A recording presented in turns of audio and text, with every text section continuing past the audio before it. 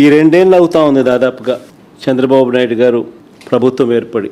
ఈ 2 ఏళ్లుగా చంద్రబాబు నాయుడు గారు ప్రజలకు ఫలాని మంచి చేశాను అని చెప్పుకునే పరిస్థితి ఏదీ లేదు. 2 ఏళ్ల ప్రోగ్రెస్ రిపోర్ట్ చూస్తే ఒకే ఒక పాయింట్ మనందరికీ కూడా మళ్ళీ కనిపించే పాయింట్: బాబు షూరిటీ, మోసం గ్యారంటీ. ఇది ఈ 2 ఏళ్ల బాబు పరిపాలన తీరును ఒకసారి గమనిస్తే మళ్ళీ ఒకసారి మనందరికీ కూడా కనిపించే నిజం. ఈ 2 ఏళ్లుగా ప్రజలను తాను వెన్నుపోట్లను పొడుస్తూనే ఉన్నాడు. రాష్ట్రంలో విచ్చలవిడిగా అవినీతి దోపిడీ జరుగుతూనే ఉంది. వీటి అన్నిటి నేపథ్యంలో చంద్రబాబు నాయుడు చేస్తా ఉన్న రాజకీయాలు ఏమిటి అని అంటే డైవర్షన్ పాలిటిక్స్.